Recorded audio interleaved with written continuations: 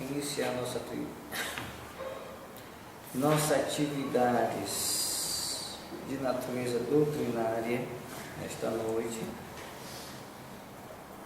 fazendo a nossa mais que justa homenagem, falando a respeito deste livro dos investigadores da Alma e do Espírito, 5 séculos de pesquisas, de Carlos Bernardo Loureiro.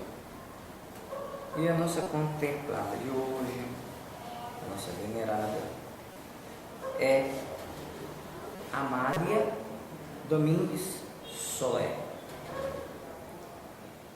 nascida a 10 de novembro de 1835, na cidade de Sevilha, Espanha, e desencarnada a 29 de abril de 1909. Uma mulher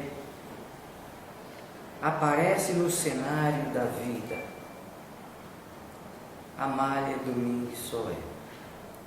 O seu berço é humilde, talvez para lhe fazer refulgir mais a grandeza da alma. A sua existência é constantemente acicatada por choques físicos e anímicos. A morte da mãe, a única companheira de infortúnio, deixou-a saudosa e triste. Contudo, nessa rude prova, emerge a sua consciência íntima, vibra a real potência do seu ser e plasma-se um exemplar de integridade. Amália Soler começou a escrever poesias aos 12 anos de idade, publicando-as quando estava com 18 anos. Pretendendo dar maior publicidade aos seus escritos, transferiu-se para Madrid. Aí, na capital da Espanha, entregou-se tão intensamente ao trabalho que ficou totalmente cega. Lutou incansavelmente pela subsistência e, para ganhar o pão de cada dia, entregou-se a trabalhos de costura. Não sabia fazer outra coisa, segundo acreditava. E, na verdade, a sua vista perdia lentamente o vigor.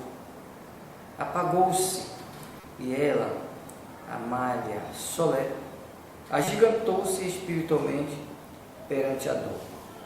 Dor implacável, sofrimento físico e moral, semi-cegueira e solidão. Só quase, sem poder velar-se por si mesma, o seu natural amor próprio ressente-se e sangra. E para saciar o seu apetite, não basta acalmar o grito surdo, mas inflexível do estômago. Amália Soler tem de recorrer à cozinha dos pobres e pedir o resto de comida destinados à classe miserável. Estende a mão trêmula e recebe o sustento que acalma a sua angústia fisiológica. Quando as forças lhe permitem, dirige-se ao cemitério para ficar um pouco mais perto de sua mãe. Inclina-se com recolhimento sobre a campa onde repousa o corpo da amiga inseparável e deixa que os olhos opacos e tristes até a morte chorem abundantes lágrimas. Um dia, o acaso, ou antes, a providência ou o destino engasta a sua vida conturbada, a palavra de um amigo. Discute com ele sobre diversos tópicos. Não obstante, julga-se modestamente incapaz de toda relação com qualquer hierarquia intelectual. Certo dia, chegou às suas mãos o periódico É o Critério, editado pela Federação Espírita Espanhola, que lhe deu conhecimento da existência do Espiritismo. Daí em diante, sua visão sobre a vida mudou completamente. Seus escritos, que antes só expressavam amarguras, passaram a ser fonte de consolação. Embora com os olhos cada vez mais cansados e rebeldes, lê com ardor, até render-se à fadiga.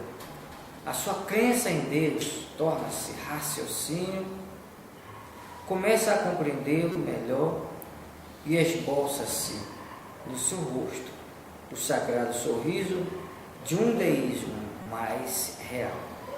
Já não sente tanta solidão. Imagina um mundo de soluções fraternais e volta a chorar, mas com outro pranto. São lágrimas de felicidade e de gratidão. Seus olhos nebulosos olham para cima com ternura, amorosamente. Assim transborda o seu espírito e rompe um valado de agudo e lacerante mutismo. Entende e interpreta até a sua própria desgraça. E mais, já não a considera como tal. Deus é justo. Grita finalmente, lançando-se radiosa na batalha da causa por abraço. Na batalha da causa que abraçou. Corre o ano de 1876.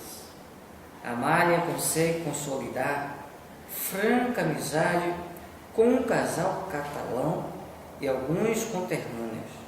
Vive agora em Vila de Garcia, Catalunha. A causalidade leva a constituir com eles uma sociedade de estudos supernormais. O seu mestre, o sol que acalma as suas ânsias, é o grande filósofo francês Allan Kardec. O núcleo trabalha intensamente, que da teoria passa-se ao campo experimental com êxito positivo. Como demonstra, há muitas comunicações recebidas no referido centro. Um dia, inundada de felicidade, Amália sente no coração um grande sobressalto. Encontra-se numa importante reunião de assuntos extraterrenos em terraça, quando de repente uma tonalidade de voz completamente familiar proferiu ternamente o seu nome. A nossa escritora escuta, muda de emoção. É sua mãe. Fala-lhe com imenso carinho e dá-lhes conselhos. Amália escuta com profundo recolhimento. A sua palavra embargou-se. É a mãe que a certeza torna-se irrecusável. E Amália Solé sente-se enormemente reconfortada para continuar a luta árdua e valente. Apisola-se o seu espírito e enche-se o seu vácuo interior. Já não chora na campa da mãe. Sabe que ela está muito mais perto de si e que vive. Imagina uma cadeia de causas e encontra o objetivo da sua existência. Observa que ninguém está a mais no cenário da vida, que todos os seres trabalham e cumprem ações transcendentais em prol de uma força inata, suprema, que leva o progresso a progressos infinitos. A sua falha de escritora estava latente. Bem, amiga, você vai escrever em defesa do ideal? Não, por favor, respondeu ela, com incontido espanto. Mas tem que escrever, insistiram. E escreveu um artigo acerca das coisas ultraterrenas, refutando as manifestações de um reverendo espanhol que originou uma polêmica de ordem filosófica religiosa. Amália Soler amedronta-se, humilde e honesta. Como é querer abandonar as armas e render-se? O seu rival é uma eminência, mas o seu bom amigo ideológico, Luís Flash, sabe atear-lhe o fogo do seu verdadeiro destino e consegue reatar a alta discussão escrita. Depois de vários artigos substanciosos que constituem a obra de 460 páginas, intitulada O Espiritismo, refutando os erros do catolicismo romano e dado o vigor dos seus raciocínios nascidos de uma verdade incontroversa, consegue dominar os adversários e a sua sofrida luta na própria carne. O sacerdote é vencido de Manterola e Pérez, orador famoso que manteve polêmica com o insigne Emílio Castelar para combater o espiritismo. Manterola escreveu o Santanismo, extensa obra feita periodicamente em A Gazeta Catalunha e que Amália Soler desintegrou com mão de mestre, através de uma série de conquistas e 2 artigos cheios de precisão e sensatez. Nos anais da metapsíquica, a vitória da modesta e destemida poetisa espanhola é marco digno de menção, se avaliarmos o grave momento em que a nossa amiga afrontou tão pesada questão.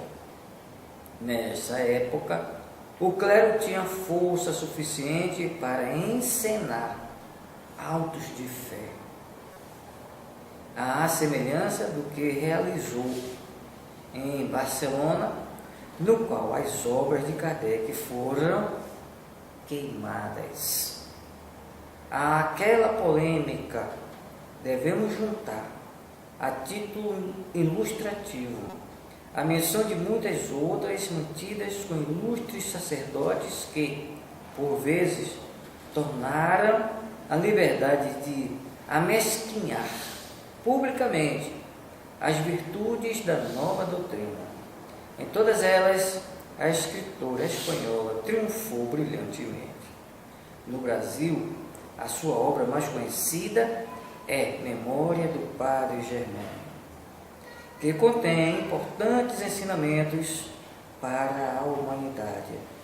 São relatos enviados por um espírito sobre a sua vivência no mundo espiritual, a partir de suas experiências como sacerdote da Igreja Romana, o que talvez lhe conceda maior naturalidade é amor de Germano pelos delinquentes, a quem considera doentes de espírito e que procura curar e transformar em seres proveitosos para a sociedade, né, Jane? Que os considerava irreversivelmente perdidos. Ao mesmo tempo, é um grito de atenção e de protesto contra o dogmatismo e a intolerância eclesiástica. um grito de angústia e desconsolo perante a comprovação de uma realidade que não podia aceitar. Cheio da sua força intrínseca, do seu valor missionário, desmascara a organização inquisidora, lançando-lhe em rosto os desvios que professam e o castigo a que serão submetidos ante a inexorável lei de Deus, que eles próprios desconhecem. Vivendo junto a essa sociedade desapiedada, aprende a sofrer com a dor das vítimas e começa a praticar o seu límpido cristianismo, sarando feridas e confortando almas. Esta obra é um canto à liberdade, à dignidade do ser humano, às virtudes supremas do bem, da caridade e da tolerância, um canto à fraternidade dos homens sem distinção de classes nem de credos, perante um Deus de suma perfeição. Amália Soler, dona de vasta riqueza intelectual, escreveu também lindos poemas e valiosos artigos que constituem os 2 tomos Ramo de Violetas, o seu estro, clara expressão palingenésica. Afirma-se ali exuberantemente, a sua felicidade patenteia-se em cantos de gratidão a Deus, de admiração a Kardec e de respeito pelo Espiritismo. A nova revelação exibe-se nesse livro, com notável afluência, o hábito de orar sem frases buscadas, nem fórmulas, nem misticismo, prova de que a sua autora encontrou o caminho da paz e da felicidade na singeleza da nova doutrina.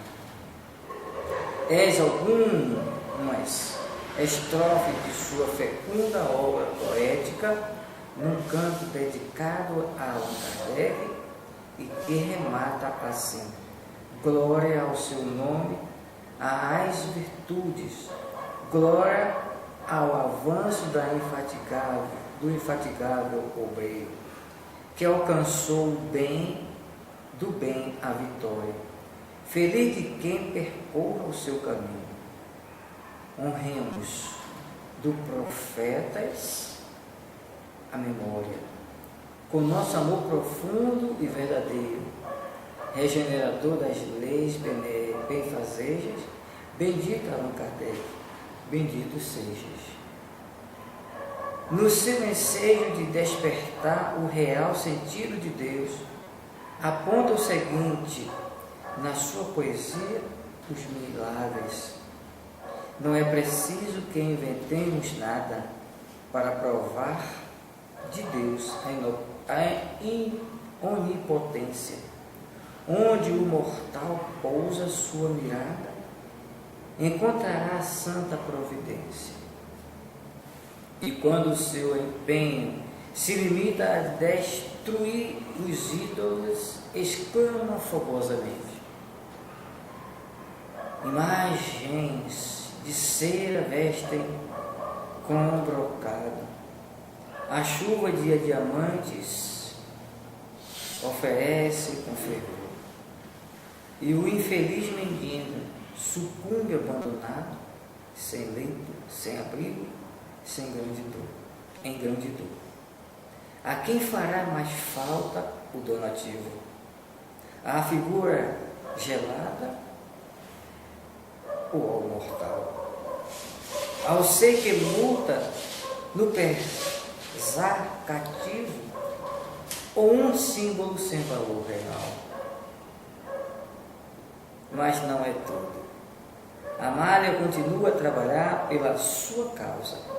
Após alguns anos de labor ingrato, lutando com a névoa de seus olhos termina a paginação dos seus tomos de Perdoa-te, obra mediúnica de considerável extensão, onde se retificam mais uma vez as lutas clericais e os sofrimentos que deveriam sofrer sob o mando despótico e discricionário.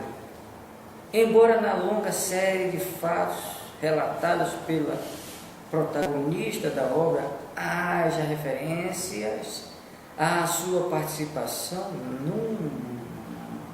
em algumas vidas anteriores, observam-se pontos um tanto nebulosos, em virtude de, no advento do cristianismo, haver afirmações contraditórias com relação às autoridades até agora. Contudo, triunfa a sua forma agradável, até mesmo aliciante, e a intenção nobre e digna de quem a ditou. Amália quer desembaraçar-se dos méritos de autora e atribuir todo o valor da obra ao ser invisível que disse tê-la ditado. A verdade é que Amália Soler teve que receber dificilmente o pensamento e trabalhar na sua depuração para o tornar acessível. É pena que a nossa escritora não tivesse tempo bastante, nem vista suficiente para fazer uma revisão crítica da obra, de modo que se pudesse salvar alguns quadros imaginativos com caráter de veracidade e que, tal como foram recebidos, parecem inaceitáveis. Perdoa-te é também uma confirmação de mediunidade através da história, como disseram vários autores, entre eles Denis, Bonemieri, etc., que corroboram aquela obra de manifestação desde os primeiros tempos do mundo. Mas antes de retratar admiravelmente a nossa biografada é, nas suas memórias breves e magníficas, só resolveu escrevê-las no fim da sua vida, em virtude dos conselhos insistentes do seu inseparável amigo espiritual, o Padre Germano, que não deixou de inspirá-la a esse respeito, contrariando-lhe amavelmente o pensamento de que a sua existência era insípida, sem valor algum. Mostrou-lhe que, pelo contrário, essas memórias seriam um verdadeiro exemplo. Foi uma realidade a precisão do nobre ser espiritual. Porquanto a leitura de tão interessante e preciosa biografia tem a virtude de chocar a sensibilidade. Além disso, é uma obra de grande valor moral para a literatura espírita. Nessas memórias perpassa toda a infância de Amália, vendo-la chorar em seu isolamento e buscar lenitivo em tristes peregrinações. Por fim, vemos-la reencontrar-se no luminoso caminho da espiritualidade e seguir a aureolada do seu caráter missionário, que o é para vencer a batalha da pena, a bem do ideal que lhe devolveu a paz e a própria vida. Outro aspecto saliente de Memórias é que a segunda parte foi escrita no além.